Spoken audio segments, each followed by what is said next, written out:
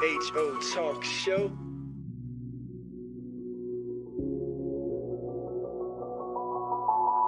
Sir Charles, Miss Max Razor.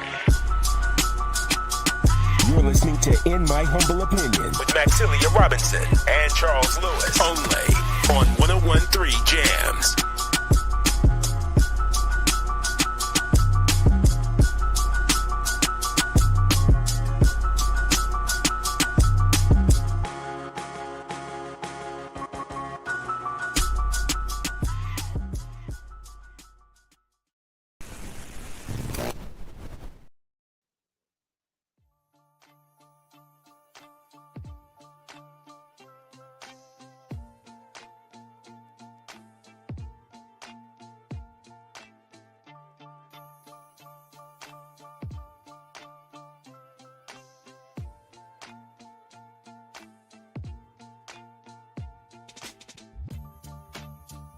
We live in a society in which structural racism is a very real thing. We are all dealing with that in every aspect of our lives, and the media is a reflection of our community. Historically, black people have been portrayed a certain way in the media to justify normative assumptions around political and social issues. More black people behind the cameras, in front of the cameras, more producers, more people of color producing, so they can go and get the content that's needed so they can highlight our attributes. I've been in this industry for 15 years and I've seen firsthand how our voices just aren't heard. Even if you're in the newsroom, sometimes you get completely ignored and stereotypes are allowed to perpetuate. And one thing we want to do is combat that and also bring information to people so they can be as informed as possible when choices are made in the city, so they can do whatever they can to get their voices heard.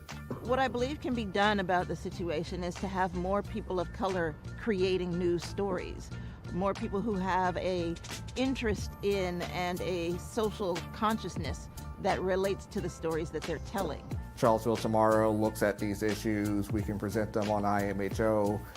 Vinegar Hill Magazine can take that a step further, and just together we can just make this thing that can be an example of how we can change the media landscape, how we can be more inclusive to get these voices in, to get these people heard.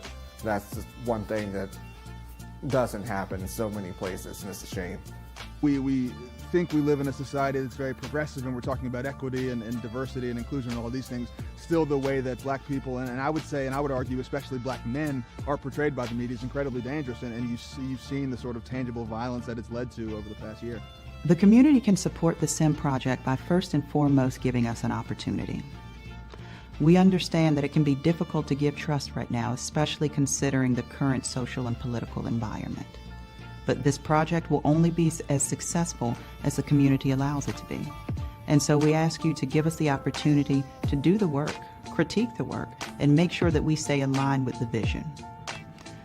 Another way that the community can get behind the SIM project is through engagement. We want to hear from you. We want to know what you're talking about. We want to put your stories out there.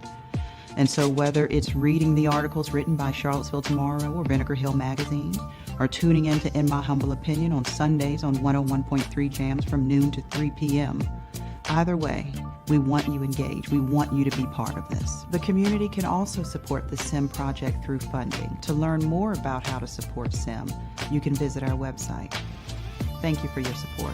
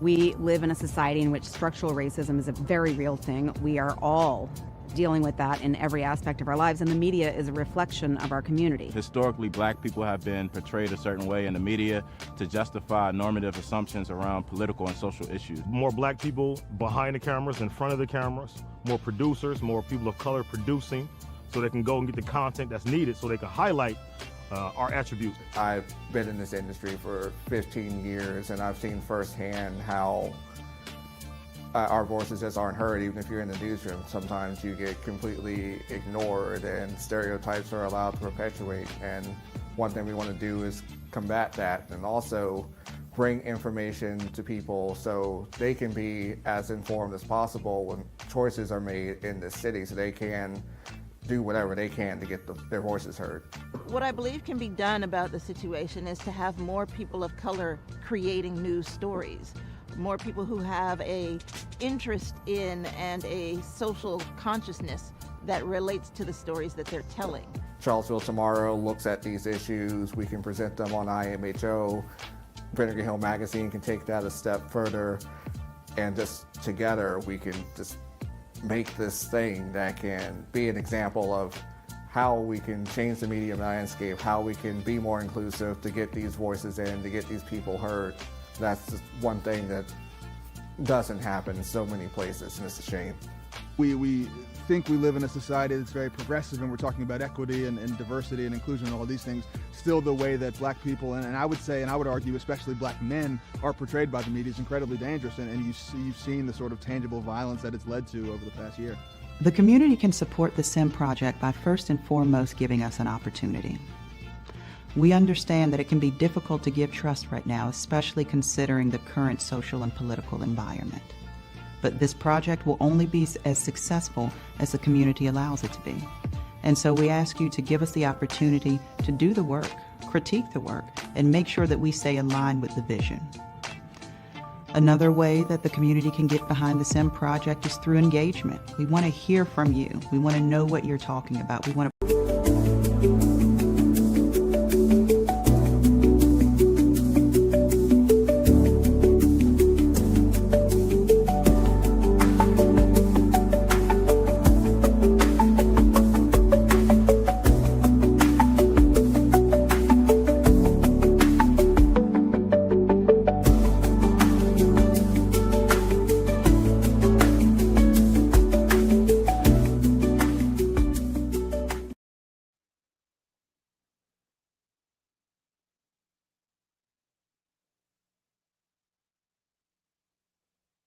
I to the ism, H to the Izzo.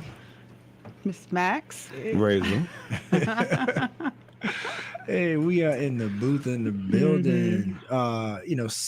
It's a beautiful day when we can have so much grace and elegance and just a legacy in this studio with this Miss Max. Like, I don't know what to do with myself because this next guest that we have with us is, for one, is no stranger to the WVAI airwaves.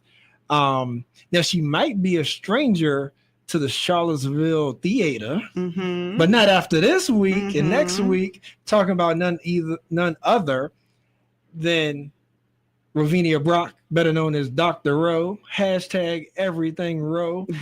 Dr. Rowe, how have you been? First of all, who do I pay? How do I who do I cut the check to? Raise a hand on the purse strings. You know that. that introduction was like everything. I'm great. I'm grateful to be here. It's always great to come visit with you guys because and you are the voice of the community, of the Charlottesville community. So appreciate that. Yeah, that's why I wait. Yeah. But one thing that I always say though is that, we don't necessarily need to be anybody else's voice, but we need to turn the mic on for them. You know what I mean? Like, we need to have the platform to where they can amplify. We help amplify voices. Yes, right? You do. You do. For sure. But, but thank you. And, I know you got so much new going on. So maybe we will sort of close the interview, talking about a new thing that the Dr. Rowe show has going, but I know that you're in full Halle Berry mode right now, Dr. Rowe. This is what the streets is telling me, that Live Arts Theater downtown has this play called what is it? Airline Highway. Airline Highway. They're in their 25-26 season over at the Live Arts Theater. Yes. And so apparently you are casted to play Miss Ruby. I am in this show. I am Miss Ruby. Yeah. So apparently this play has been called a beautiful and mesmerizing kaleidoscope of a play by the New York Magazine. You know, first give it up for Dr. Rowe hitting the stage, right? Sure. So, thank you. all right, so tell us about this, because I'm unfamiliar with this play. You know, I don't know if it was a book, if it was a movie, you know, but I have been reading up on what you guys are doing down there at the theater. So give us the background as to what this is, and then we'll figure out like how you became Miss Ruby. Okay, so well, first of all, Airline Highway is an iconic highway that people had to go through to get into New Orleans. So the play is set in New Orleans, right? The playwright is Lisa D'Amour, and the play actually, Airline Highway started at Steppenwolf Theater in Chicago and made its way to Broadway.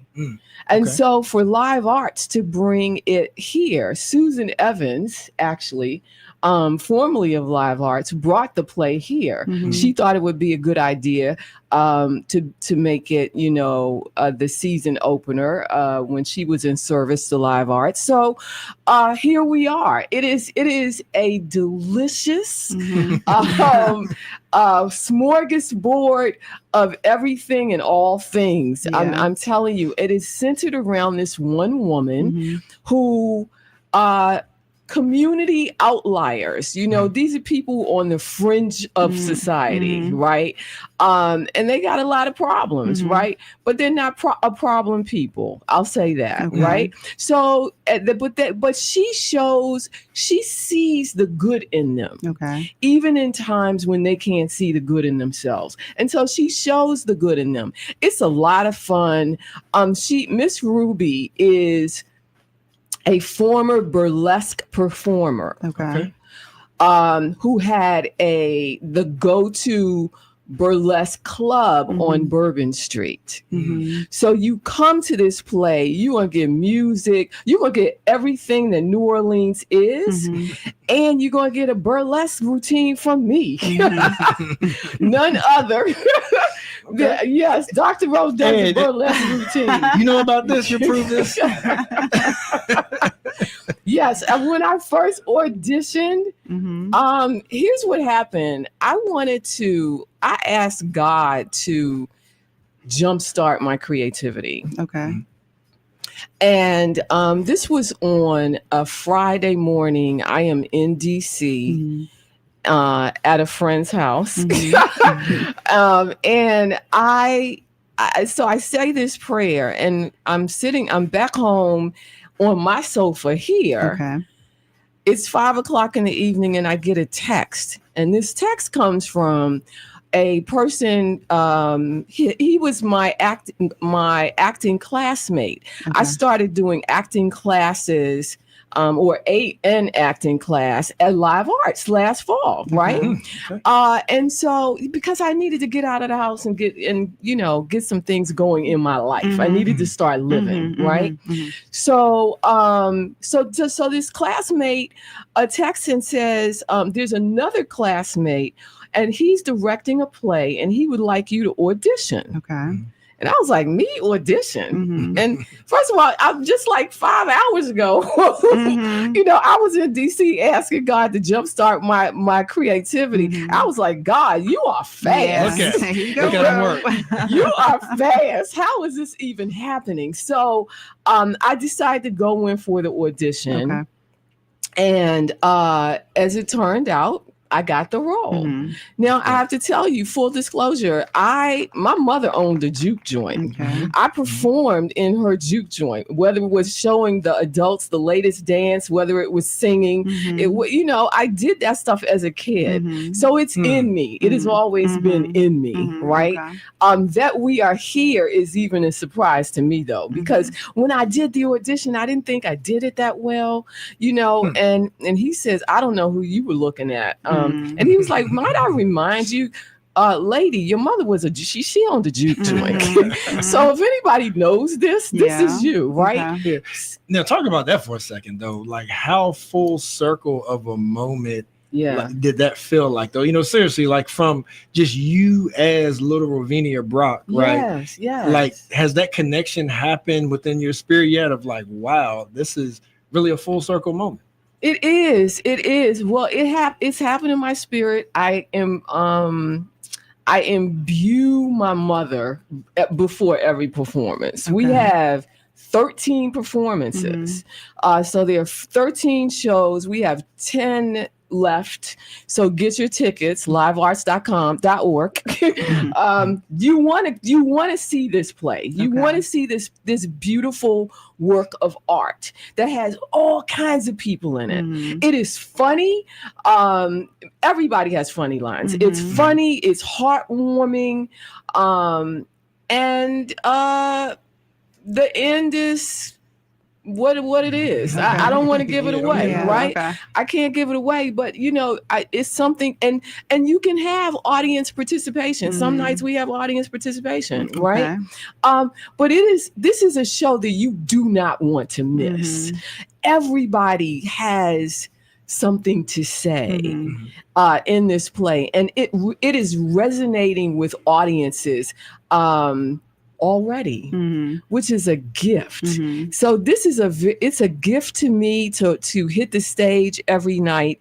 It is a gift to me to be in this ensemble cast. When I tell you these people are talented, I mean they are talented. And you leading the way, Miss Ruby.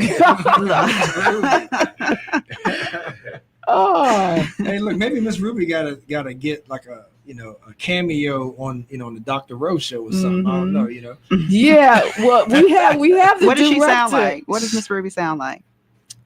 Well, she sounds like this because sounds like from Green County. And it Charles, I'm gonna throw something at you. And it depends on what at what point you catch her. Okay. Because sometimes she sounds like this. And she's very sexy and nuanced. Sometimes, because burlesque is a real thing, right? So sometimes she's like that. And there are other times when she is very authoritative. Okay. Yeah, because sometimes she has to be. Right. So she's a mother, if you will. She is the mother to these people. She is the mother to this cast of characters. And when I say characters, baby, the characters are real. They are funny. They are. I mean, it's a little bit of everything. Okay. A little bit of everything, and I'm just grateful to be here to be in this role and to be a part of this ensemble. It's beautiful. Yeah. So we are talking about Airline Highway happening at the Charlottesville Live Arts Theater downtown. And so y'all had your premiere Thursday, October the 2nd. Looks like this is going to run through Sunday, October 19th. Yes. Right? Yes. We're going through Sunday, October 19th. That's a matinee. There's also, that's the 19th on if you are one of these people who you don't want to get caught out late at night and you need some day action. The 12th is also a matinee, and the matinees are at 2 p.m. Other shows are either 7:30 or 8 o'clock. Yeah. Okay. Yeah. Charles, I got something. And if we could, Dr. Rowe, just go a little bit deeper, because I hear you talking about the plot of this play. Max and how always wants you to go deep. Well, I can't help it. It's who I am. Yes. But the plot of this play and how it connects with people and everyone having something to say. And it makes me think of the relevancy or lack thereof of current day, right? Because in that time, outliers, oddballs had a place. And they had a somebody to embrace them and make them feel normal. Yes. And relevant. But with the way our society it has evolved and is now structured, odd is different. Different is canceled or shunned or pushed to the back or hidden. Yes. And and the person who can coalesce all of those individuals is, pushed back as well, or too afraid to come forward and say, we are who we are, and you belong, and let's take up our space. And so that's, I mean, you just gave one of my lines. Oh, did I? We are who we are. Okay. Yes, we are. It's actually in the play. Yeah. And to your point, Max, these people, because this is circa 2014, and that's the period. And these people were pushed out. They survived Katrina, but they were pushed out, right? Some people never returned to, and this is in real life, many people never returned, as you know, to New Orleans, to their homes, to their families. They got split up, and many people are all over the country. So yes, to your point, people weren't able to take up their space. But in this play, with this woman, with Miss Ruby, you get all your space. You get your you have permission. You have permission to be you. Yeah. And be celebrated because of it. The difference. The difference I feel that gives is when we think about the mental health issues that people face. Yes. And all the different reverberations of dealing with some issues internally, such as, like drug abuse or alcoholism or whatever. Like when you had those outlets, in my opinion, these other issues were fewer, right? To some degree. Yeah, to some degree. And so I don't know. I just feel like it's just very telling of how the world has changed, and not in all ways for the better. Yes. And so to your point, Airline Highway, its time has come. Its time has come. It is for these times. To your point, we arrived right on time.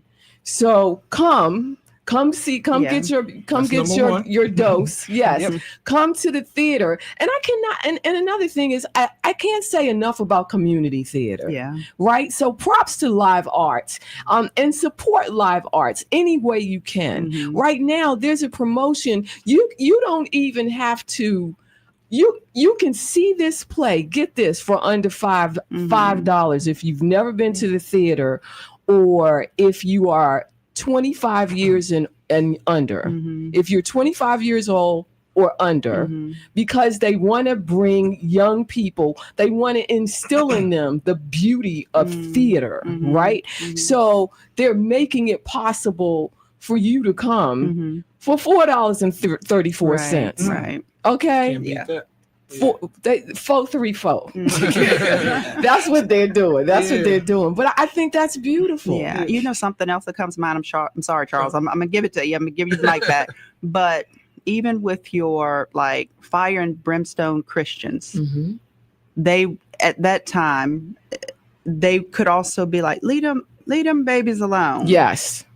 Let them live, and you ain't all the way holy either. So, like it's, I don't know. I don't know. Yeah. I mean, we need a lot of support as human beings, right?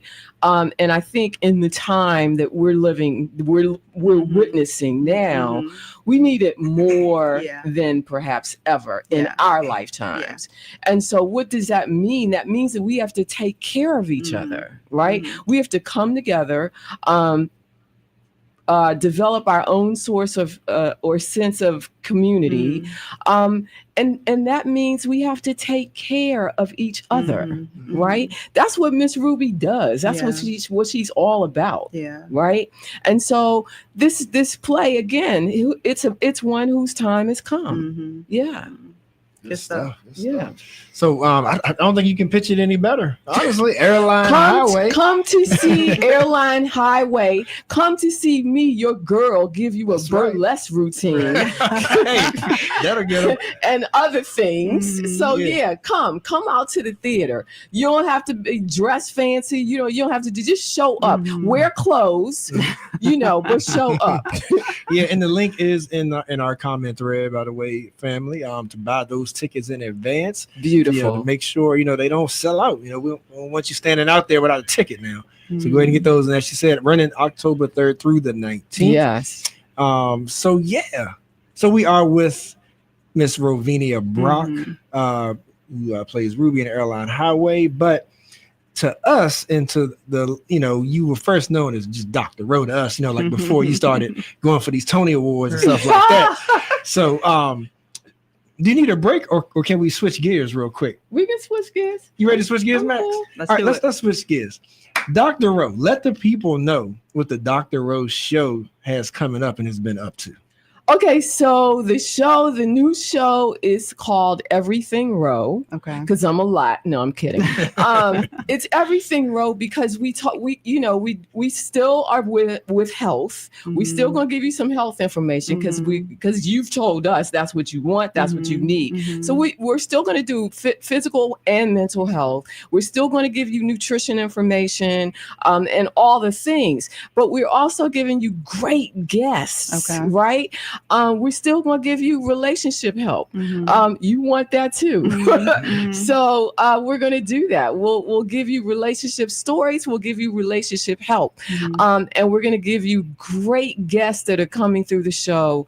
And we are on Sirius XM. Good for you. So we're on Sirius XM. We're on HUR Voices. HU, my old stomping grounds, Howard University. I'm a Bison. Oh, I thought we were talking about the real HU. My bad. Oh, you talking about the institute? The little institute? Okay, don't come for me.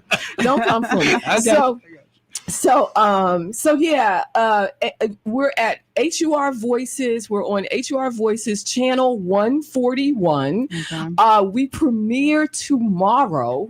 Or is this, can I say that? Please do. We premiere tomorrow. So Monday, October 6th, we premiere 2 p.m. on Sirius XM's HUR Voices channel 141. Okay. Tune in. So the show airs on Mondays at 2 p.m. And get this, if you missed it, in case you missed it, you can catch it again on Wednesdays and Fridays at 1 p.m. Okay. So 3 opportunities to catch the show and 3 opportunities to get all of this information and love that we're going to shower you with. Tune in to Everything Rowe. I cannot thank you enough for listen. So a year ago, I get the opportunity to do the morning show with Razor because of Charles. And 1 year later, I'm sitting on Sirius XM. Look at God. I know, right? Look at God. You know what I mean? Right. Yeah, for sure. And what's good about this is just I have an opportunity to reach more people. It's a national show, right? But I was here a year ago, and proudly and grateful to be here. So I've just been moved to another plane to do more. Yeah. I feel like that somewhere in there is you saying you too can do this. Yes. I feel like that was yes, you can put it out there. You can't do anything that you won't claim. All right. If you're willing to claim it, it is yours. Yeah. Now, there must be some work that you'll have to do. I can tell you it's a lot of work. Everybody in this room knows that. You got to do a lot of work. And part of, living your purpose and living your passion, you want to live your purpose, you got to do the work of your purpose, right? That's true. You can't sit on the couch and just and say a prayer and, and voila. Right. This isn't magic. Right. But it is real. It's real. You too can have what you envision. Yeah. But that's the other thing. You have to have a vision for your life and for yourself. See? So if your vision aligns with your action, you too will definitely have this. Preacher. Yes, you'll definitely have Speaking this. of magic, those Facebook posts where you're doing like the little cooking things and giving little nutritional facts. Yes. Magic. Thank you. Magic. Like Thank you got you, something Max. there, girl. Thank you, Max. I love it. Thank you. Absolutely I'll love keep it. it going. Yes. I'll keep it going. Yes. Yes. So before we let you go, Dr. Rowe, we've talked about the new show on HUR Voices, Mondays at 2. Yeah. We talked about you being on the theater stage with Airline Highway running the next couple weeks here at the Live Arts Theater in Charlottesville. But before we let you go, though, in true Dr. Rowe fashion, what is our health tip today? I'm feeling like I need it, Dr. Rowe. A health tip. Yeah. First of all, don't listen to JFK about anything regarding your health. That is my tip number one. Okay, we can applaud that. Because I don't know what the end game is, but the process doesn't look real to me, right? It's not good for us. Yeah. It is not good for us. I would say I want to give you a mental health tip. Yes. Right. That fits right in with our last guest. Yeah, I want to give you a mental health tip. I need you to take care of yourself first of all. And how do you do this? If you have, okay, let me just say this. Our thoughts are sometimes hidden from us. We're thinking about things to do us in, because it's really a function of the brain, right? Okay. So we're thinking about things all the time that to do us in, and it's running in the background. I want you to first of all get control. First, acknowledge your thoughts. Right. Okay. And especially your thoughts about you. Okay, about you, and then I want you to change them. If you don't know that they're playing in the background, your whole life is a reflection of what's playing in the background of your mind. There's a word for that, right? And I think Eckhart Tolle wrote something about it in his book. Yeah, kind of new earth. Separating yourself from your thoughts just to observe. Because you are not your thoughts. Right. You see what I mean? Yeah. And because you are not, I don't want you to hold yourself accountable for results that I won't say bad results, but results that you really don't want in your life. Don't hold yourself accountable for that because of the background noise, right? So my main tip for today is get control of the background noise. Yeah.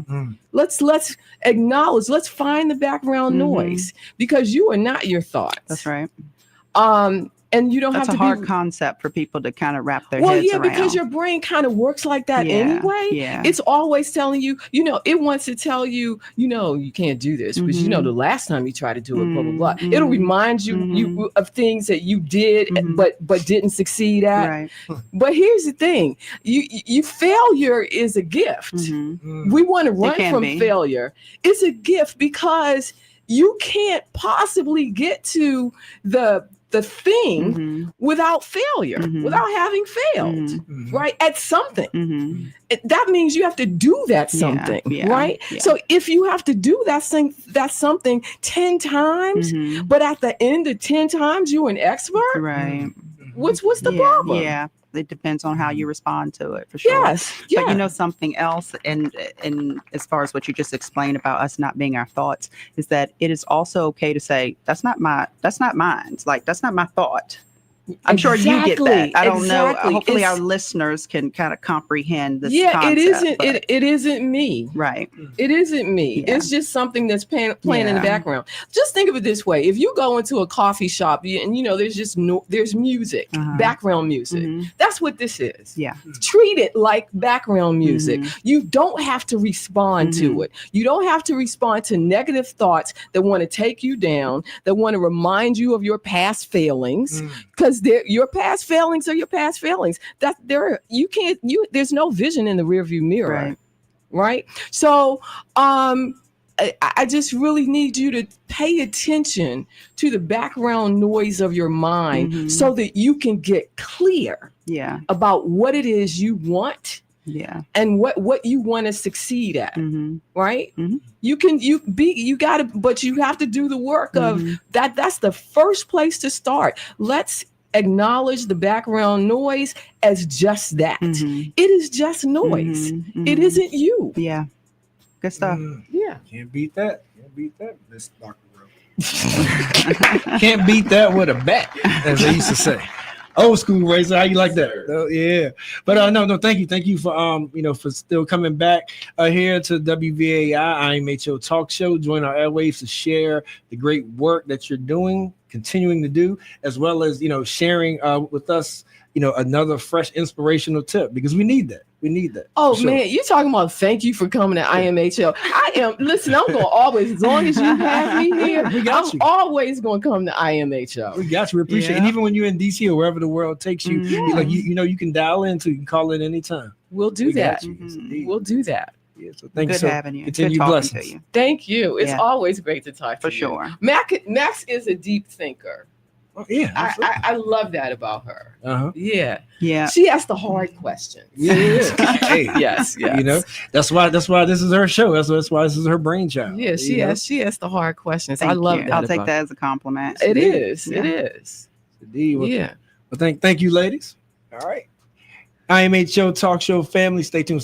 We'll be right back with a little more chat. And don't forget, next hour we have none other than Brother Tyleek Chambers. He is youth president for your Virginia NAACP. So he wants to talk about that, the youth involvement and the importance and the evolution. I know Razor's going to love this. The evolution of the NAACP and what they are about right now. So, hey, you don't want to miss it as it relates to our community activism and representation, call to action, all that good stuff.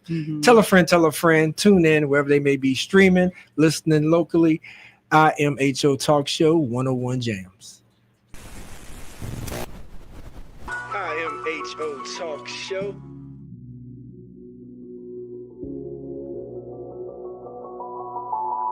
Sir Charles, Miss Max, Razor.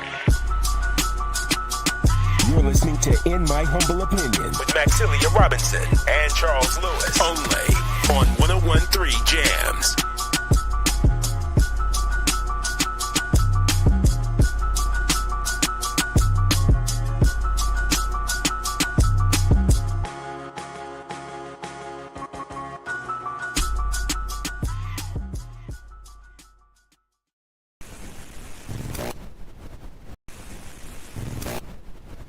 IMHO Talk Show.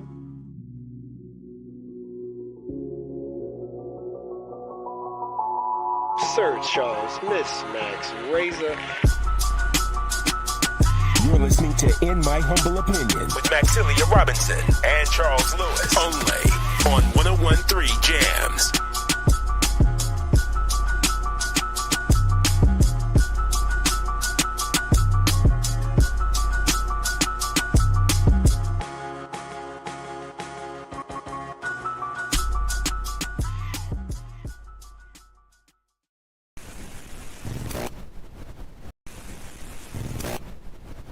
IMHO Talk Show.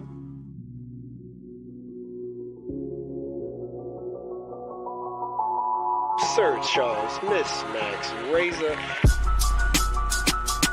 You're listening to In My Humble Opinion with Maxilia Robinson and Charles Lewis, only on 101.3 Jams.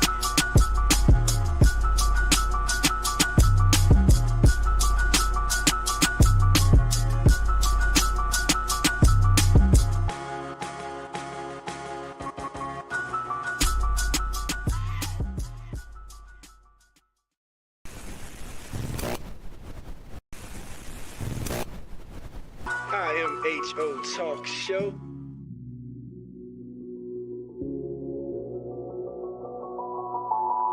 Sir Charles, Miss Max, Razor. You're listening to In My Humble Opinion with Maxilia Robinson and Charles Lewis, only on 101.3 Jams.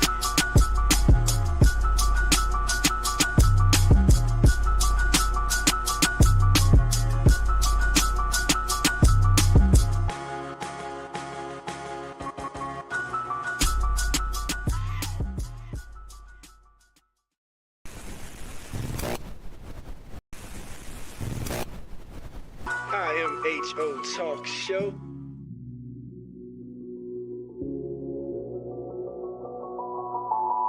Sir Charles, Miss Max Razor. You're listening to In My Humble Opinion with Maxilia Robinson and Charles Lewis, only on 101.3 Jams.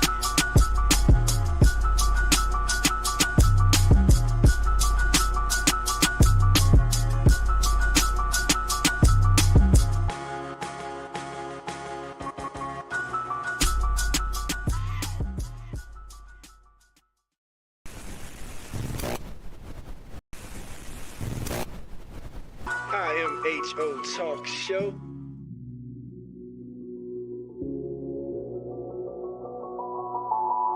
Sir Charles, Miss Max Razor. You're listening to In My Humble Opinion with Maxilia Robinson and Charles Lewis, only on 101.3 Jams.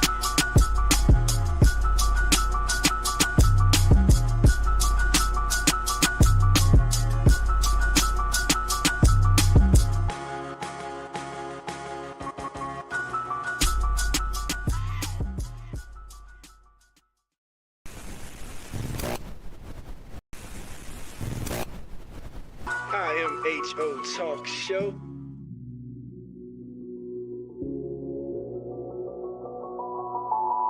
Sir Charles, Miss Max Razor.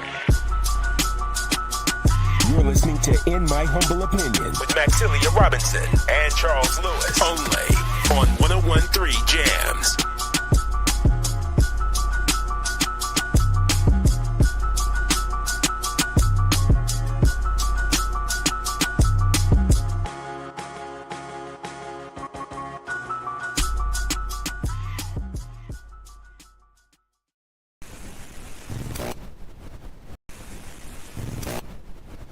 IMHO Talk Show.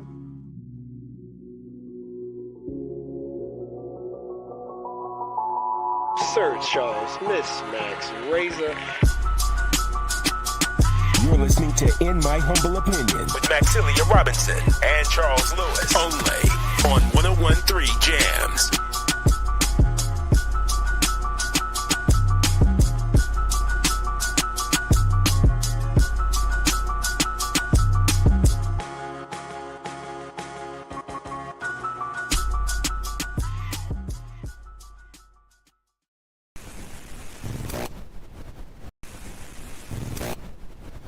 IMHO Talk Show.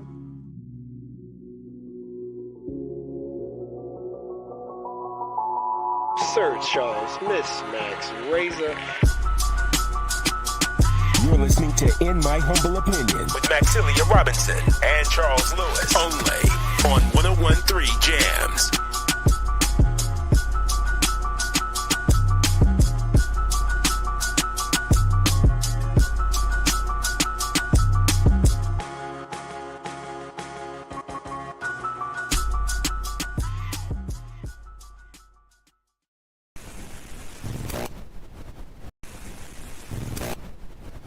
IMHO Talk Show.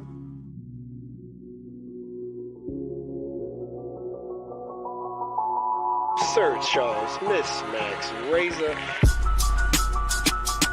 You're listening to In My Humble Opinion with Maxilia Robinson and Charles Lewis, only on 101.3 Jams.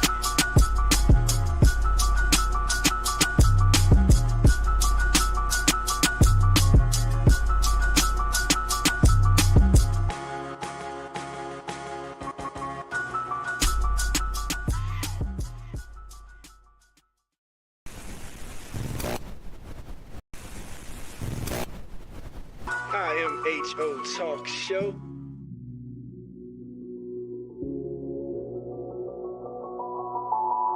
Sir Charles, Miss Max Razor. You're listening to In My Humble Opinion with Maxilia Robinson and Charles Lewis, only on 101.3 Jams.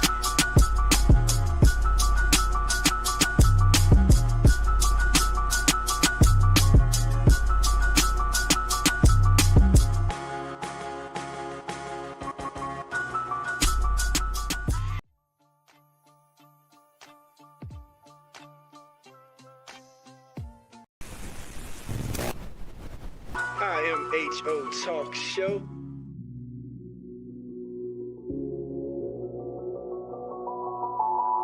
Sir Charles, Miss Max Razor. You're listening to In My Humble Opinion with Maxilia Robinson and Charles Lewis. Only on 101.3 Jams.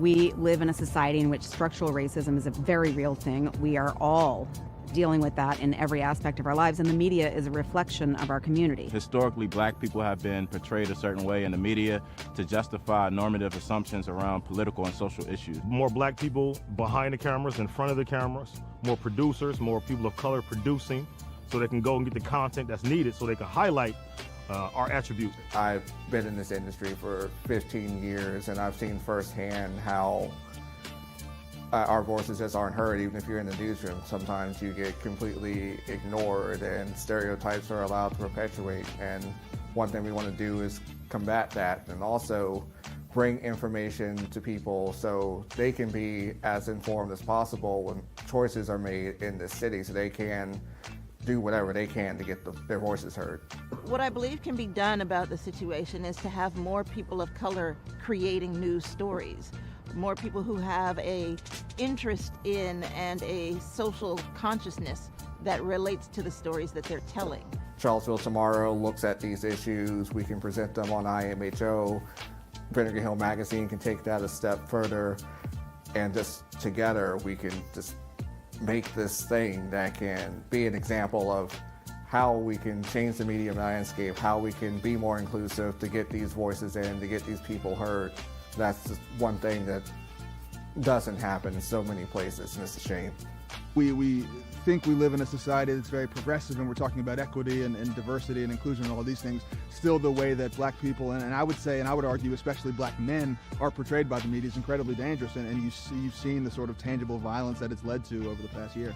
The community can support the SIM project by first and foremost giving us an opportunity.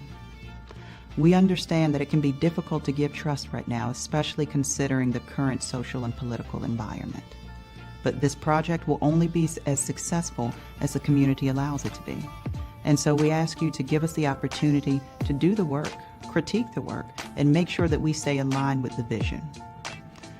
Another way that the community can get behind the SIM project is through engagement. We want to hear from you. We want to know what you're talking about. We want to put your stories out there.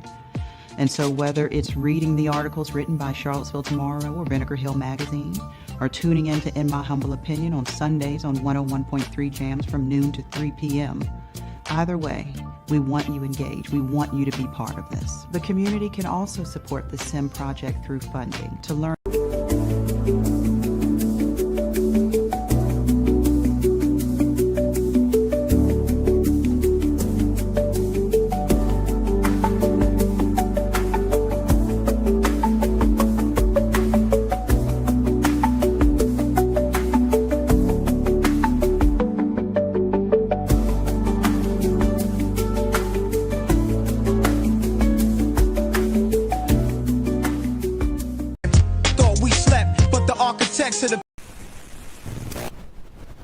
IMHO Talk Show.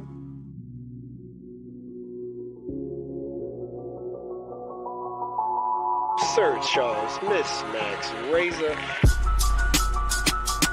You're listening to In My Humble Opinion with Maxilia Robinson and Charles Lewis. Only on 101.3 Jams.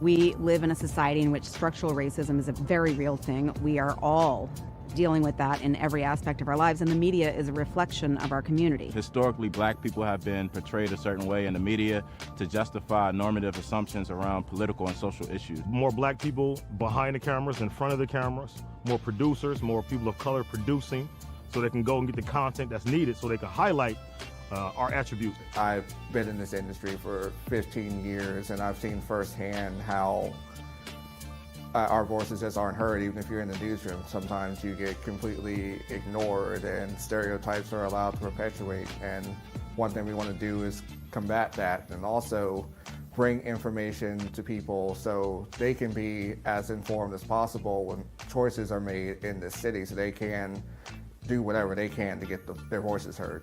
What I believe can be done about the situation is to have more people of color creating news stories.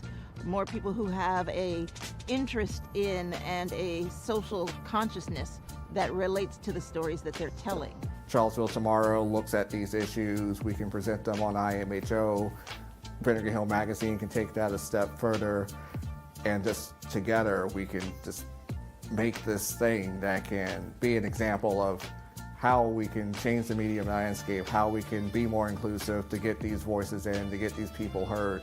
That's just one thing that doesn't happen in so many places, and it's a shame.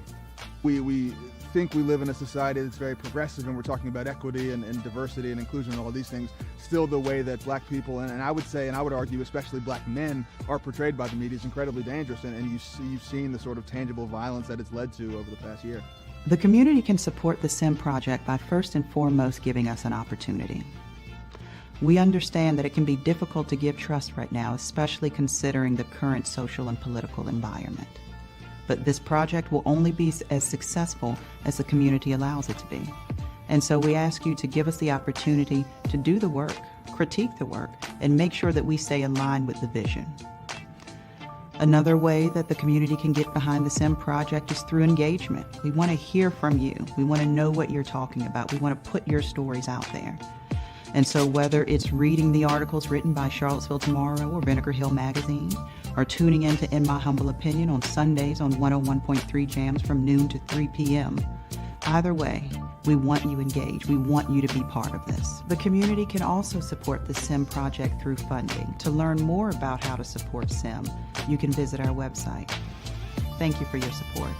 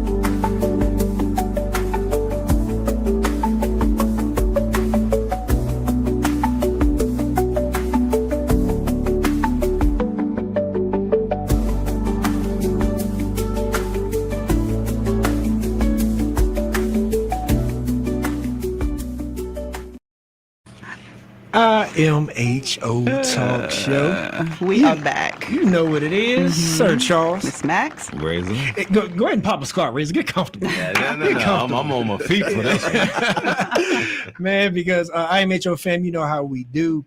We do it for the people. And so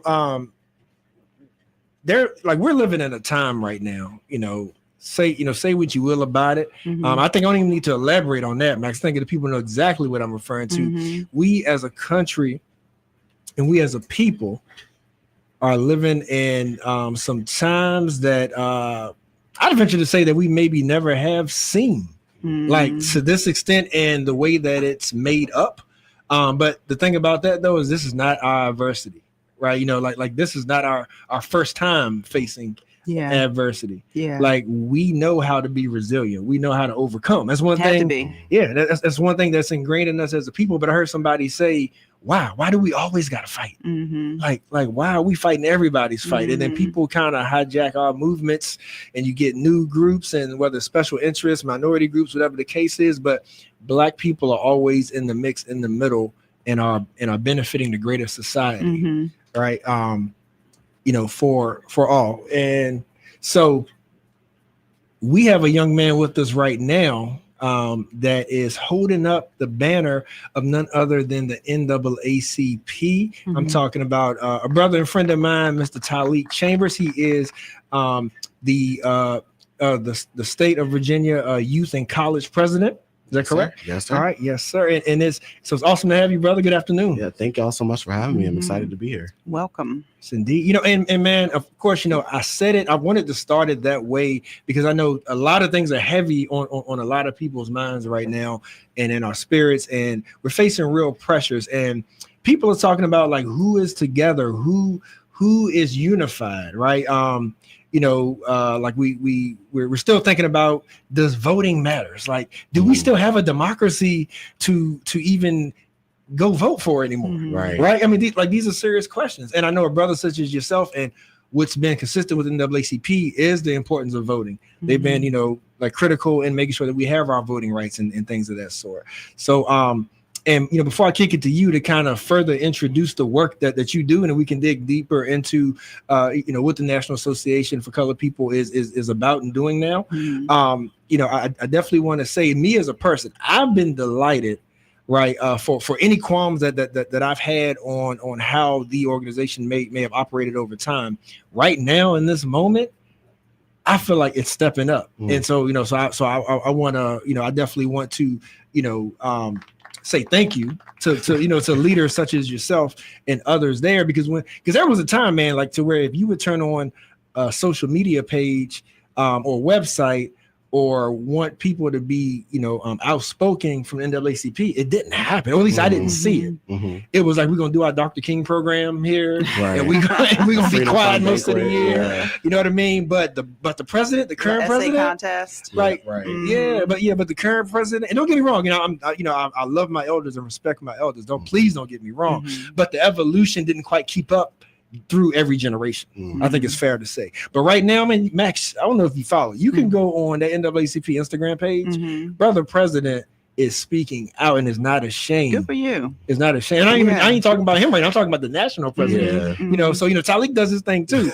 But the national president, I feel like, is representing it at a level that's never seen. But I feel like he is appointed for times such as these. Yeah. Right. So Tyleik, I think I've kind of introduced it enough, pitched it enough, but you are here, brother. Let our listeners know, what brings you here today, who you're representing. Absolutely. Well, first and foremost, thank y'all for having me.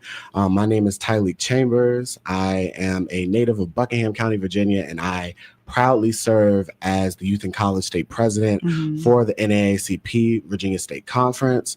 I've been a part of this organization for half of my life, since I was 12 years old, being a part of the National Association for the Advancement of Colored People's Youth and College Division, and have just seen how this organization has not only impacted myself, but my peers.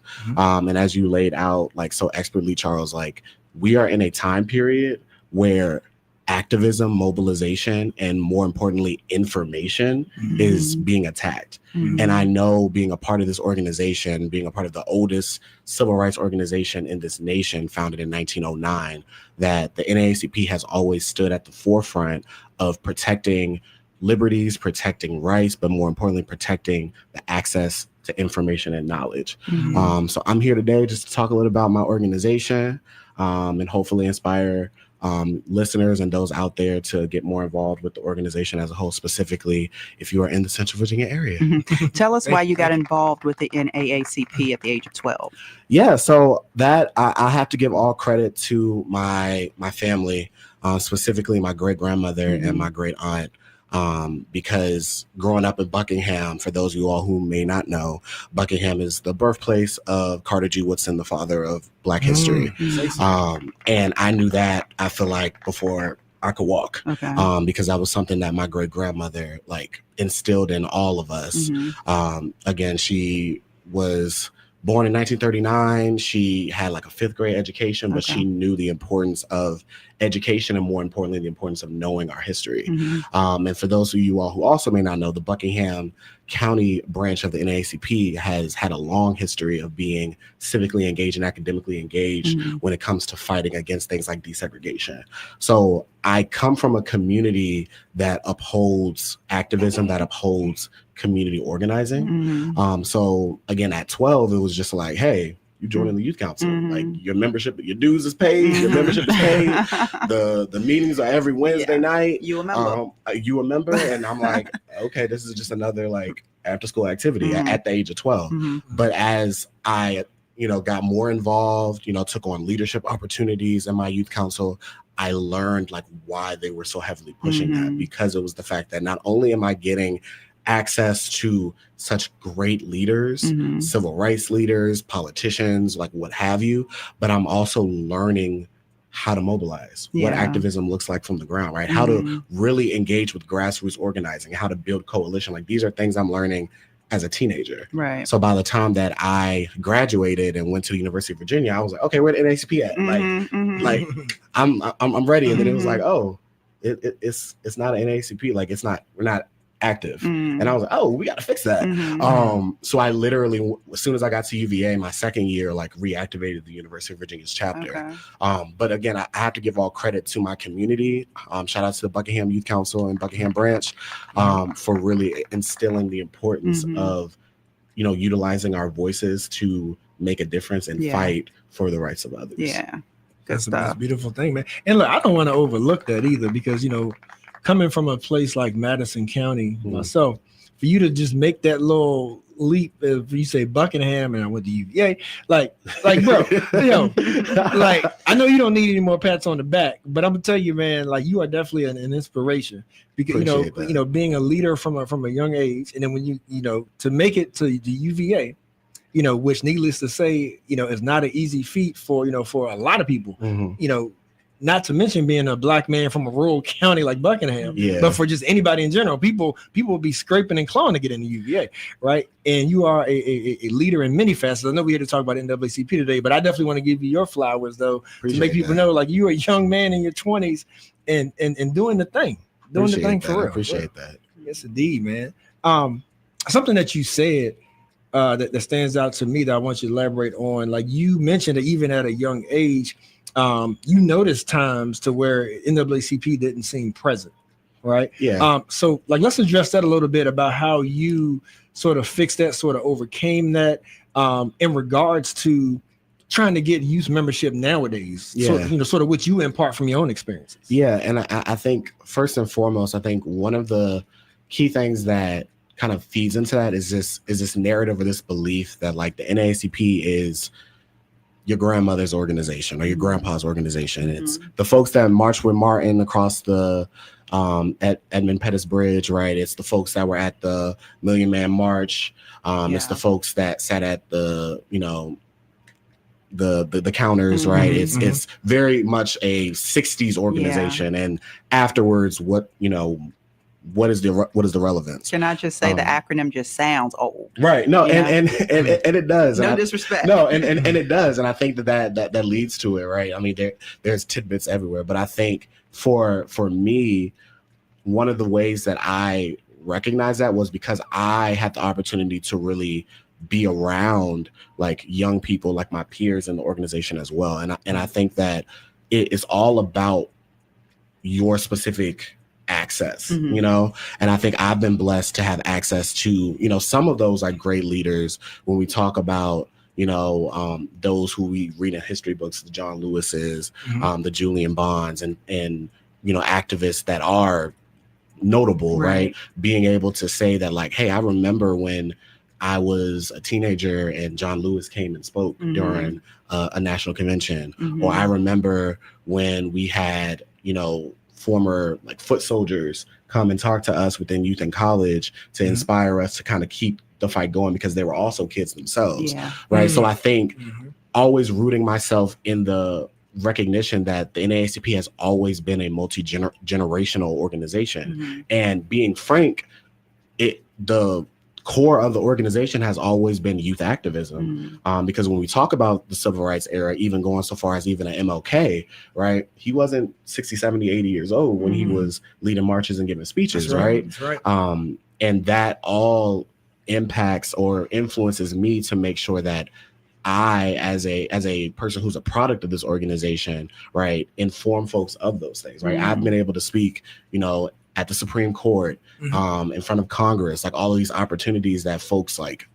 dream of having because of the work that I put into, serving my community and being a part of this organization. So I think that, your grandma or grandpa's organization, I think it can be very localized depending on like your branch and like the dynamic between the branch and the community. But I think when we remember that this organization is a national organization, and not to brag on the Virginia State Conference, but look, when it comes to submitting like lawsuits and putting pen to paper legally and putting boots on the ground when it comes to civic engagement, like ain't nobody topping the Virginia State Conference. That's adult and youth and college. So, as a product of that, I always kind of lead with that to inform folks that like, hey, if you feel like your branch is getting a little bit of age, maybe you can be the voice to try to come in and bring more people in, because kids don't know what they don't know. So if there isn't an environment where they're being fostered and informed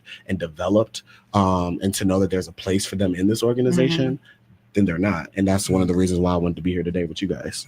Appreciate that. So the question is still the why. Like I can imagine people listening and the resounding question in people's heads is still the why. Fact of the matter is when we think about, the legacy and the long standingness of the NAACP, like, of course that, like that gets applauded, rightfully so. But when you see so many other movements through the years, and generationally, they all will say, no, like we were made for a time such as now. We address modern day problems. What is your why when you're convincing a young Black person to give of their time, membership dues, whatever, to the NAACP? Absolutely. And I think in those type of situations, I always start with just asking them like, well, what is happening in your community? Like what are the issues that you see in your community, and what are solutions that you would like to see? Do they have an answer to that question? And some of them do and some of them don't, right? And so those that don't, I always say like, hey, like before we jump into any involvement in any organization that deals in community engagement or activism, like you have to be in tune with what's happening in your community. But like I talked with some folks locally or some kids locally here in Charlottesville, and they're like, here are the issues. Like they laid it out like point A to point Z. And I'm like, okay, well, y'all like there's a way that these things can be addressed. And they're like, well, how? And I'm like, y'all, like these are things that the NAACP does. So again, I think a lot of it is rooted in a lack of information. Like you don't know what you don't know. But I do think I always lead, because again, I like to consider myself a very humble person. But I always lead with, again, my own story and how, again, when there were issues in Buckingham, when it came to teachers or discrimination or things of that nature, how being a part of the NAACP allowed me the access and the resources to be able to mobilize. Okay, we need to go to the school board first. School board, we need to go. And then if the school board doesn't work, then we reach out to our branch, and the branch contacts the state. Like knowing that process to know that, hey, my concerns and my problems aren't falling on deaf ears. I think that's the number one thing. If I may, can I interject there? Good. I think that's the number one thing. Like at least in my time, because I've been in different like positions within the NAACP as well. Like right now, I'm general member. I have even a membership for family for my kids. Right. So family membership even includes my kids, but I'm not in any particular position right now. But I have been, and I would say that my number one qualm through that time, and I think something that did it a disservice some years ago, was that when you had groups such as Black Lives Matter and stuff like that coming up, it felt like that where NAACP used to be the one that the community would go to for like a human rights violation, and then NAACP would run it up through the legal redress, right?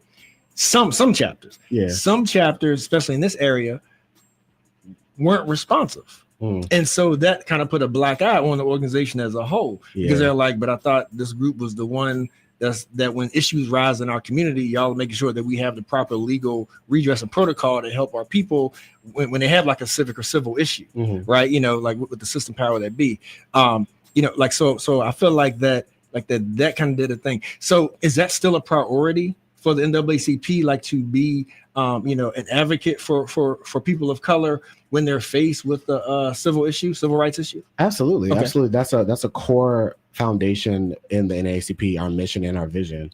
And I think what you're speaking towards, right, is kind of the I like to call it the dissemination when it comes to the organization and all of its qualms and issues when it gets down to like the local branch or unit level, right?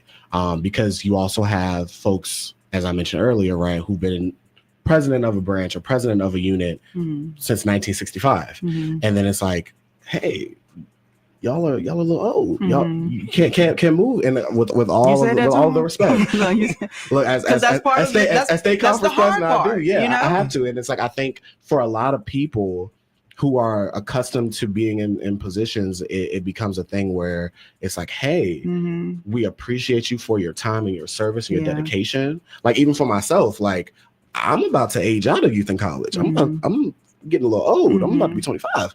So like my term as youth and college president will be up in October.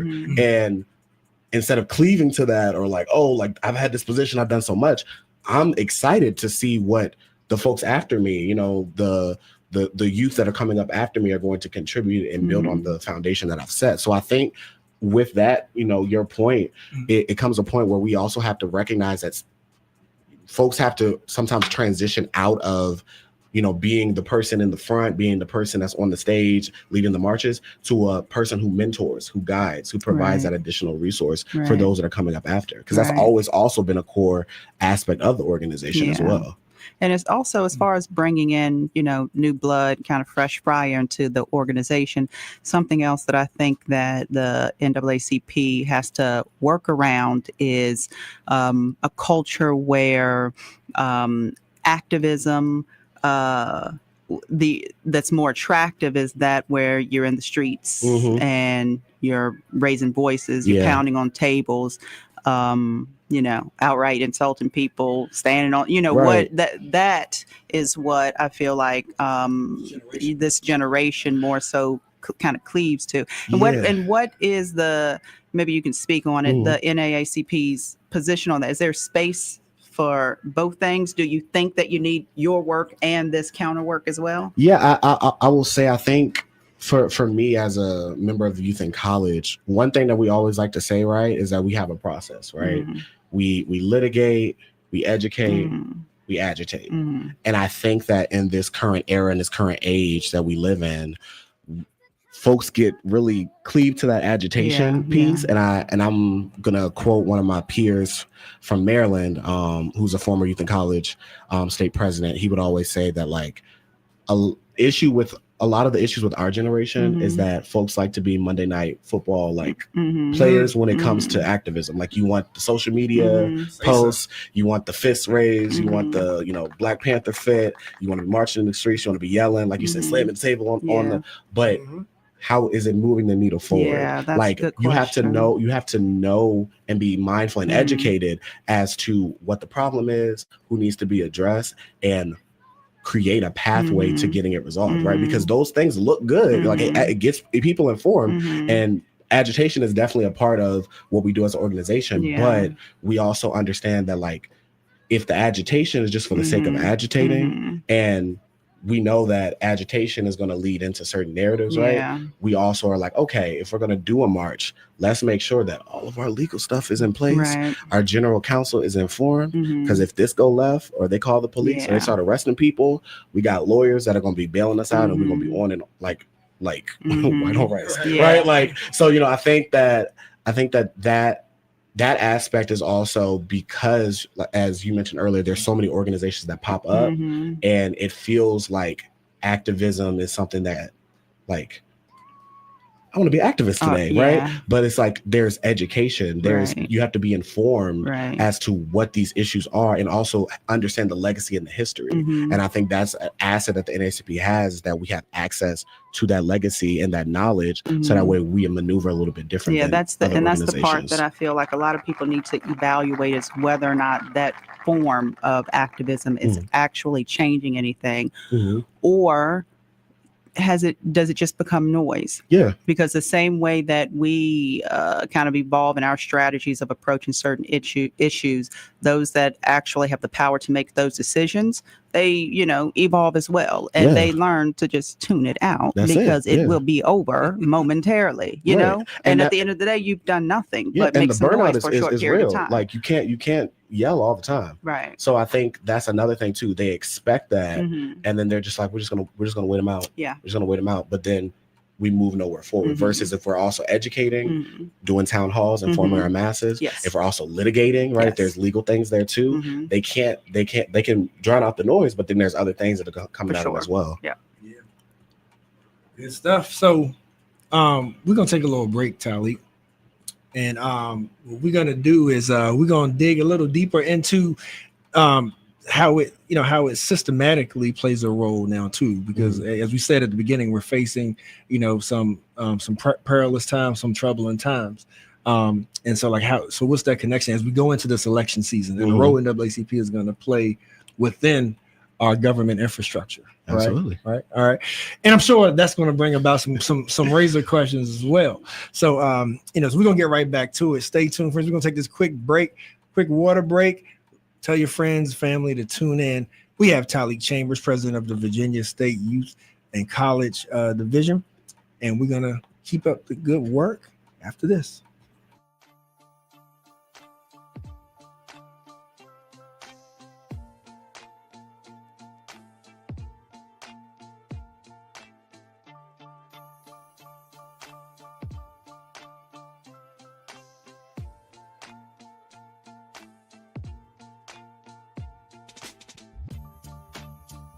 We live in a society in which structural racism is a very real thing. We are all dealing with that in every aspect of our lives, and the media is a reflection of our community. Historically, black people have been portrayed a certain way in the media to justify normative assumptions around political and social issues. More black people behind the cameras, in front of the cameras, more producers, more people of color producing, so they can go and get the content that's needed so they can highlight our attributes. I've been in this industry for 15 years, and I've seen firsthand how our voices just aren't heard. Even if you're in the newsroom, sometimes you get completely ignored and stereotypes are allowed to perpetuate. And one thing we want to do is combat that, and also bring information to people so they can be as informed as possible when choices are made in this city, so they can do whatever they can to get their voices heard.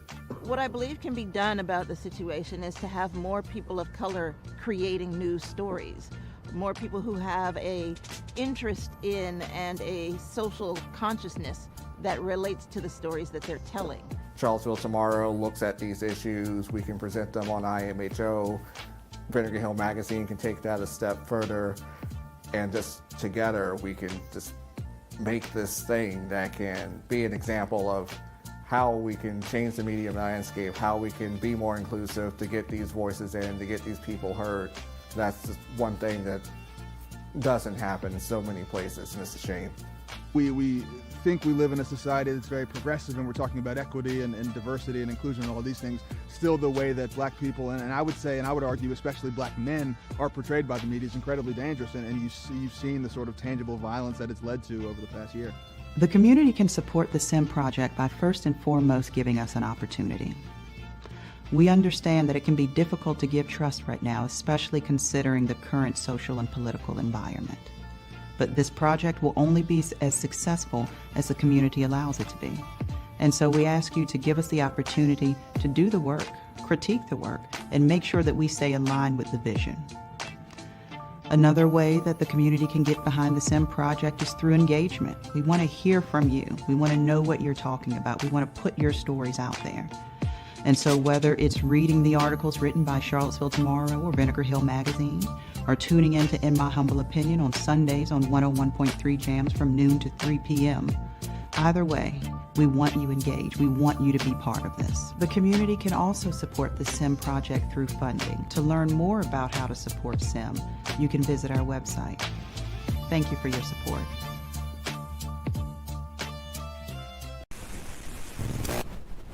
IMHO Talk Show.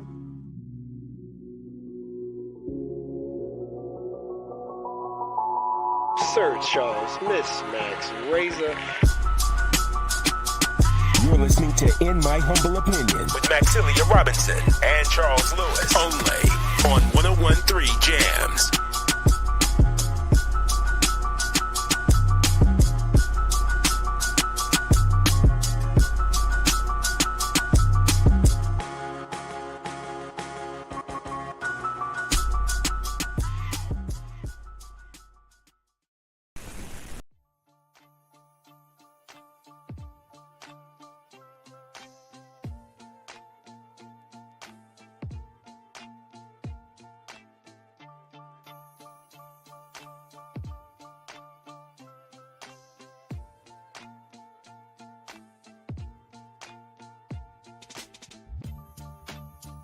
We live in a society in which structural racism is a very real thing. We are all dealing with that in every aspect of our lives, and the media is a reflection of our community. Historically, black people have been portrayed a certain way in the media to justify normative assumptions around political and social issues. More black people behind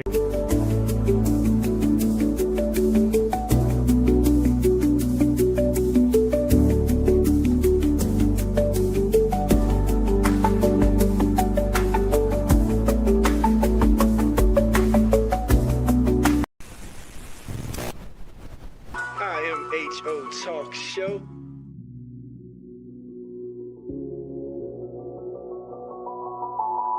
Sir Charles, Miss Max, Razor. You're listening to In My Humble Opinion with Maxilia Robinson and Charles Lewis, only on 101.3 Jams.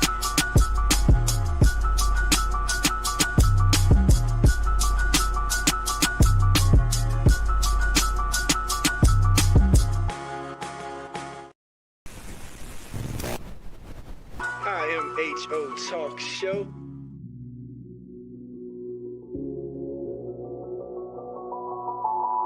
Sir Charles, Miss Max, Razor. You're listening to In My Humble Opinion with Maxilia Robinson and Charles Lewis, only on 101.3 Jams.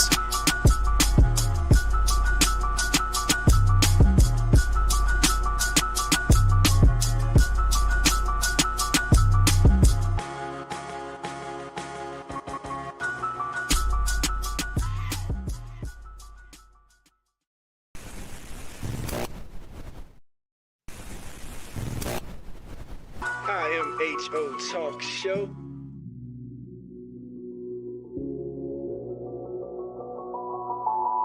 Sir Charles, Miss Max, Razor. You're listening to In My Humble Opinion with Maxilia Robinson and Charles Lewis, only on 101.3 Jams.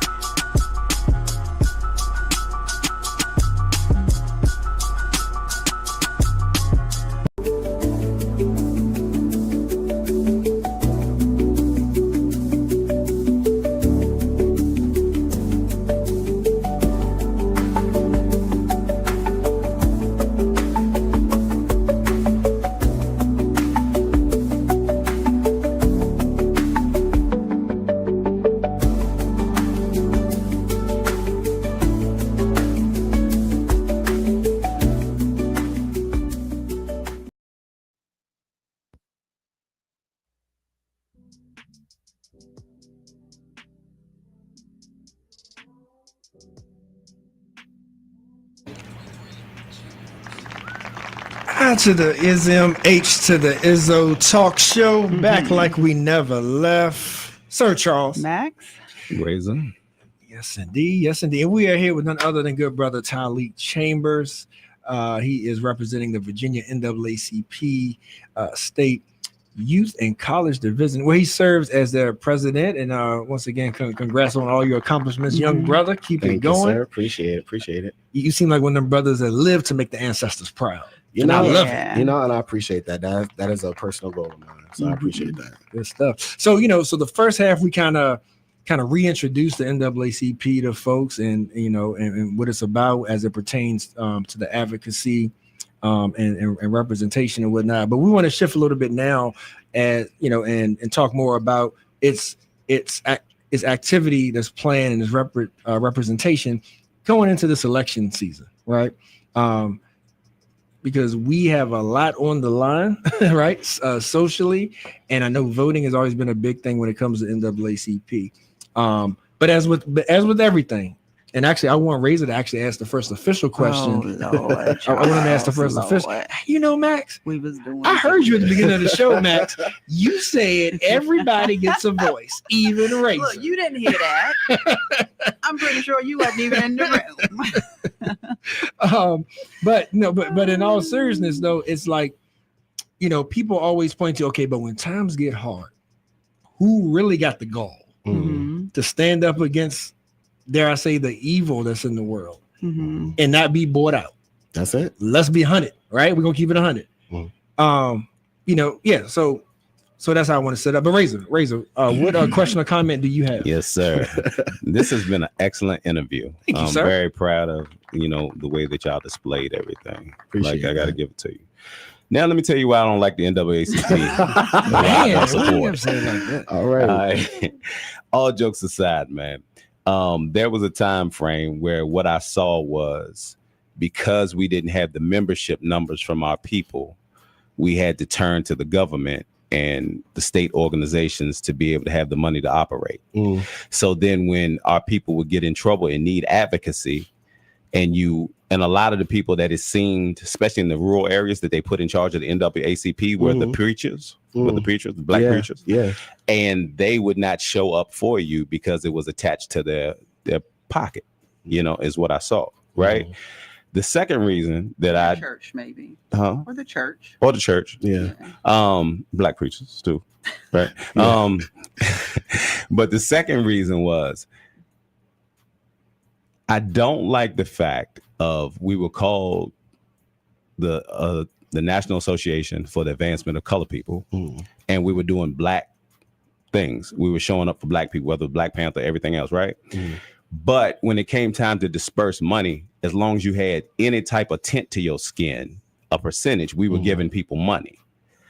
But anytime that we had to fight, we were out there by ourselves. Or if anybody else had a issue, they ran for us to stand next to them. But I couldn't find one organization, one group of people that stood next to black people against black people issues. And they will always tag NAACP up to the top of it. So then I felt like we were scapegoats and just little smiling monkeys out there, and that's, and I'm hoping with the things that you say that things change. But as of this point in time, I still feel the same way, that it is no more than a figurehead to get us to stand up there and help everybody else advance instead of black people, not colored people. Yeah. My bad. Y'all have a debate? Yeah. So being honest, as youth, that conversation, like those type of conversations comes out a lot.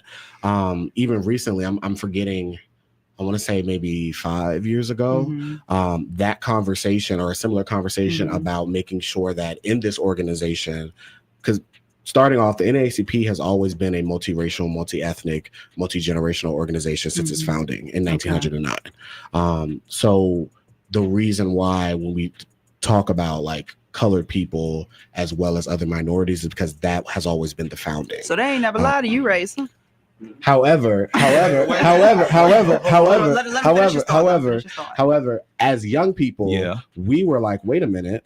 When we talk about the advances that this organization has made, yes, it has impacted a plethora of other groups of people. However, fundamentally, right, African Americans and people of African descent or Black people have been at the forefront. So it was a push not only by other youth members like myself, but throughout the organization to make sure that when we talk about our mission and our vision, that we specifically identify the fact that Black people and other people of color, right? So that has had a direct impact on our mission and Let how me slide up here next to you. Now, to my understanding, Yes, the sir. NAACP was created off the Nigerian movement, right? The Niagara movement. The Niagara movement, Yes, right? sir.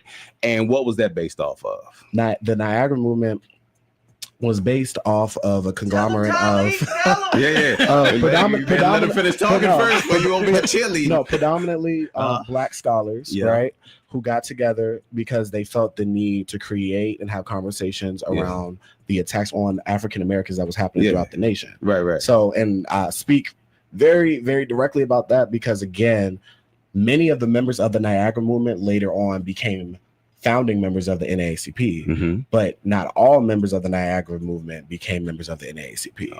And I think to your point, right, the Niagara movement had a very specific intention when it comes to application directly towards African Americans. However, because the organization, the founders looked at, in order for us to advance as Black people, we need a multi-generational, multi-ethnic, multi-racial conglomeration because there are certain access to certain things that as African Americans or people of African descent in this nation, we're not going to be able to do. However, we got white folks on our team. We got people of other ethnicities on our team. They have certain access that we do not.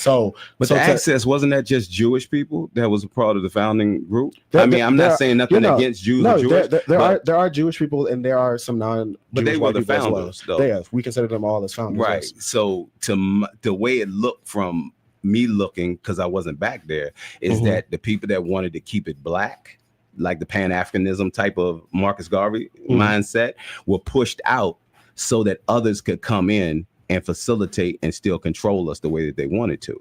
That's the way it viewed to me. That doesn't make it true. But that's just what I saw. And I'll use one of the Niagara movement founders, Monroe Trotter, who's connected to Central Virginia, as well as W.E.B. Du Bois, right? I think when we have conversations around like those type of activists, right, who are heavily like their work is directly linked to African Americans.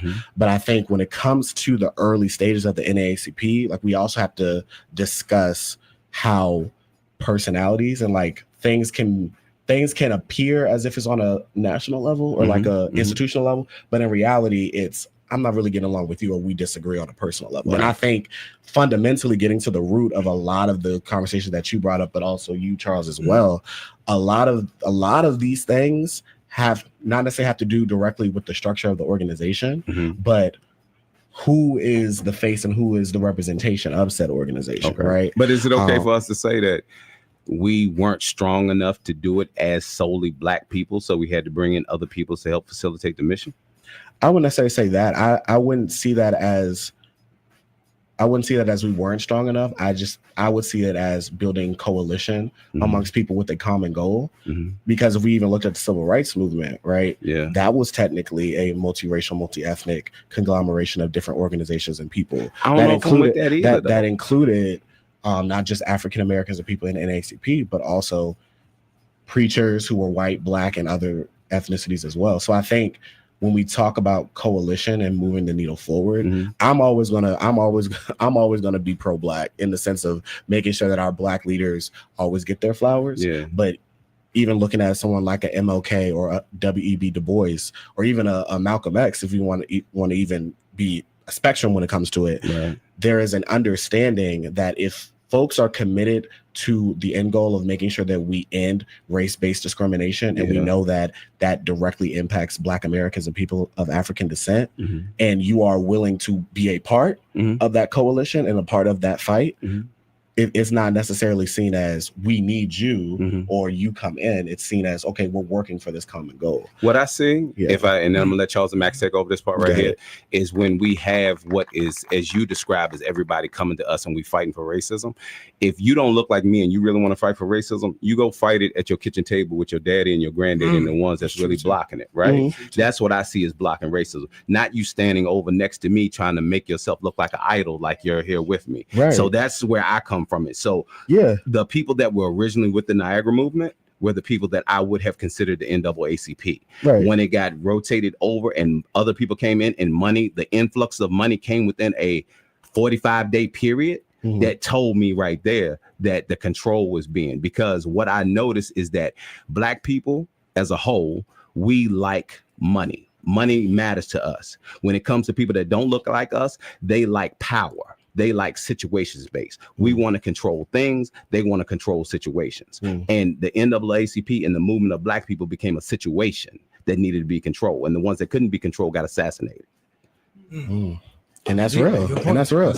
And get a hand clap. No, that's real. Yeah. That's real. And I think just to wrap that part up, I think that similarly, me and you have very similar approaches when it comes to coalition and collaboration with others. And I tell folks all the time that this organization is not a fully Black organization. Like, we can't say that because it's always been multiracial, multi-ethnic. However, this organization is deeply rooted in the African-American culture and the African-American experience. So if you are going to be a part of this organization, and I don't care what you look like, if you don't look like me, right? Making sure that you understand that you are coming into this organization and you got to do the work, right? This isn't an opportunity for you to, as I think we mentioned earlier, right? This isn't popcorn activism mode. This isn't a photo op for you to have your fist raised, right? You have to be committed to actually getting your hands dirty, boots on the ground, doing the work. So, just to kind of show that, like, I think specifically with the younger generation, our goal is pushing the organization forward, recognizing a lot of the turmoil, disconnections that have happened historically in the past, to make sure that we are really fulfilling the mission and the vision of the founding, to make sure that we are working effortlessly to address and to disseminate race-based discrimination. So thank you for that. Appreciate that. Yes, indeed. We are talking to Tyleik Chambers, president of the Virginia State NAACP Youth and College Division. And so, Tyleik, what Razor was and you were just dialoguing about it is so pertinent, because we are approaching an election season, and I think sort of a common thread between what he said and where we are now as a nation is what is the NAACP really equipped to fight, right? Who does it truly answer to? Like, does it answer to the people, or do we get to a certain stage to where, whether political or otherwise, to where it's like, ooh, like, we can't touch that because we may lose money, or we may feel too threatened, you know what I mean? Like because we see people's well-being, their jobs, their organizations being threatened literally by our federal government nowadays. Yeah. So I'm curious, like, what are we really equipped to fight in this day and time, particularly leading into this election season? Absolutely. And I can speak definitely when it comes to the Virginia State Conference of the NAACP. We recognize, specifically for the Commonwealth of Virginia, that this time period, this election, this gubernatorial race is vitally important, right? So as I mentioned earlier, like, our key themes are education, litigation, agitation, right? And we want to make sure that we educate all Virginianers about the importance of this gubernatorial election, as well as their local elections, so that way they are able to make the necessary decisions and choices to positively impact their communities. And I always have to say this, right? The NAACP, we are a nonpartisan organization, but to quote my president and CEO, Mr. Derek Johnson, we are nonpartisan, but we are political as F, right? So again, making sure that we are talking about what the policies are, right? What these people stand for, right? And making sure that we are presenting that information in a way that's digestible to people. And also so that, Virginianers, as well as those throughout the nation, understand that their vote does have a direct impact. We saw that in this last presidential election.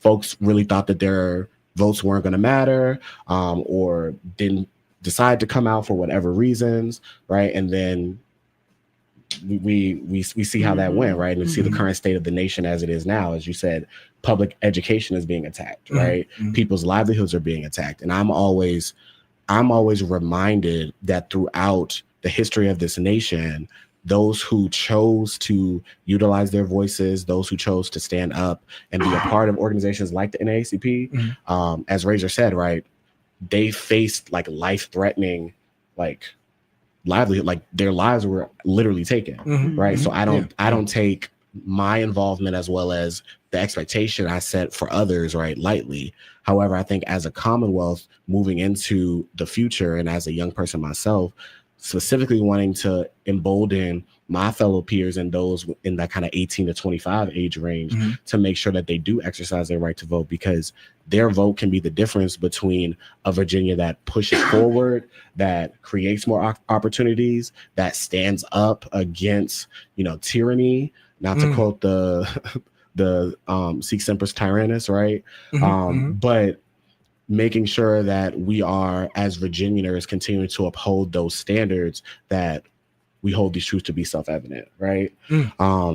Or a Virginia that bows to tyranny, that does not engage with the people and the will of the people, who rather, as was mentioned earlier, right, has personal interest. So I think the NAACP, I can speak for the state conference, we adhere to the will of the people of the Commonwealth of Virginia.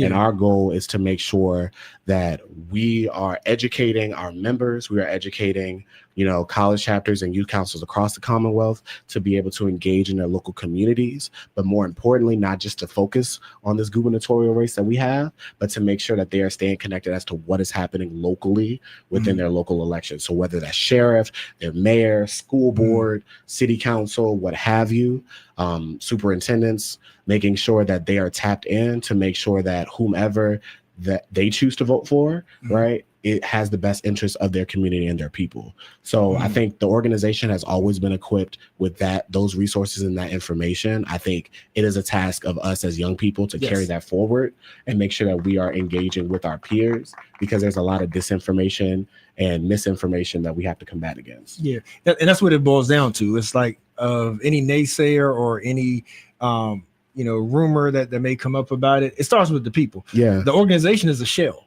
It is. The action of the people. And something that you said stands out to me is, I don't know if we're built. The old saying, they don't make them like they used to. Like, those are the people that we really need in these leadership positions, because the people that you referenced a minute ago were literally willing to risk it all. Yeah, like they literally knew that their livelihood and future generations depended on them fighting against the system at hand. And Negroes may be too comfortable now, Tali. I'm being 100. Like some of us think we got it going on, think that we got this job, think that certain people like us, and so that makes us more important than other brothers and sisters. And I don't know if we really willing to risk it the way our forefathers knew that they had to. And can I also provide a little context of the importance of like youth activism, as I said earlier, right? Even in that era, right?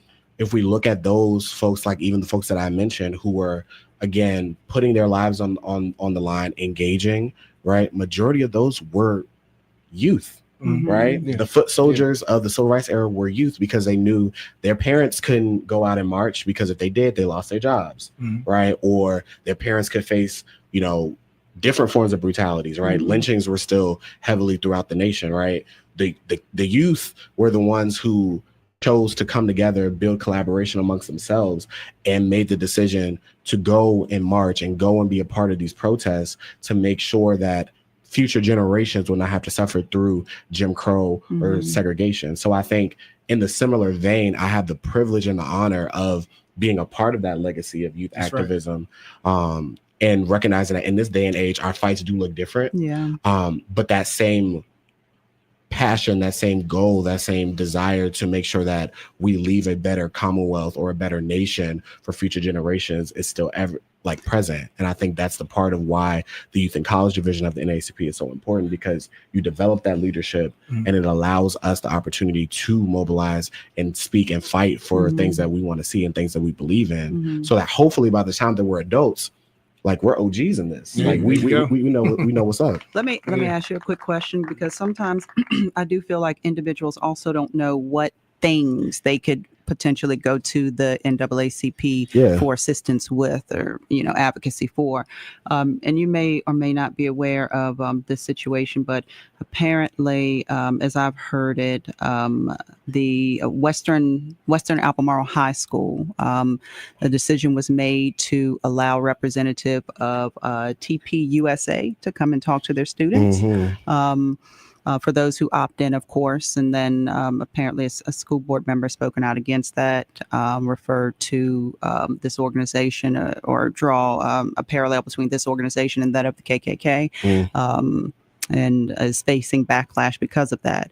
And so I'm wondering, for the parents or students who disagree with this, and I believe the basis is that there's a comparable club at that school, which is the reason why they feel like they ought to be able to bring something like this in as well.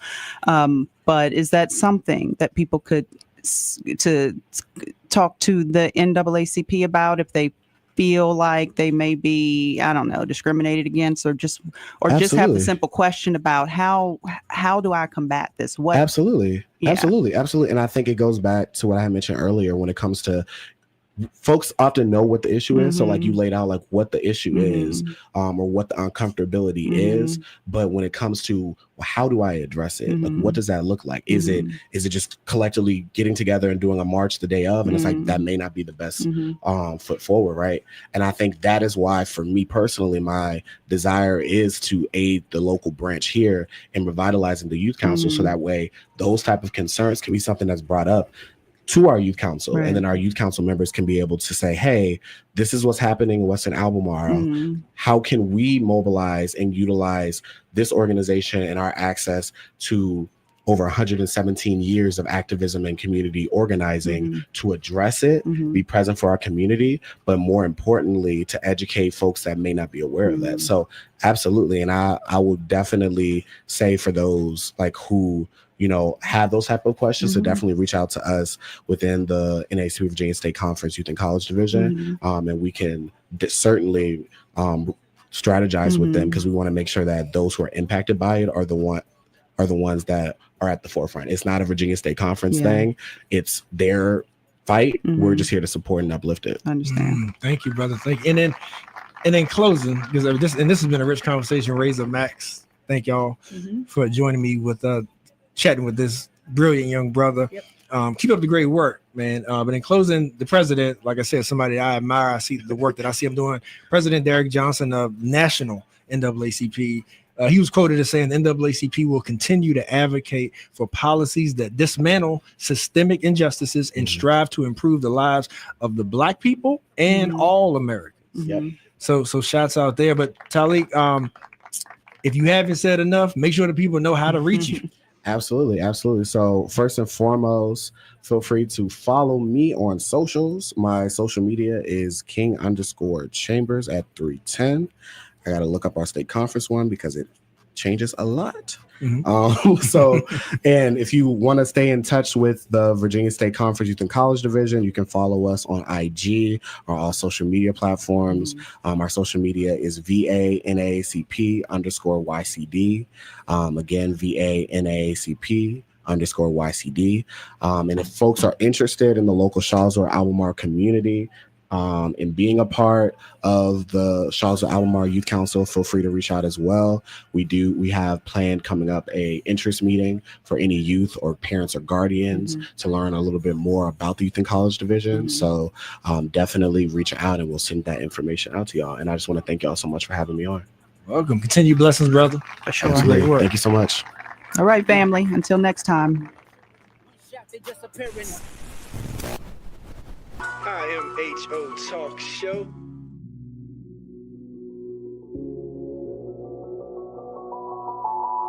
Sir Charles, Miss Max Razor. You're listening to In My Humble Opinion with Maxilia Robinson and Charles Lewis, only on 101.3 Jams.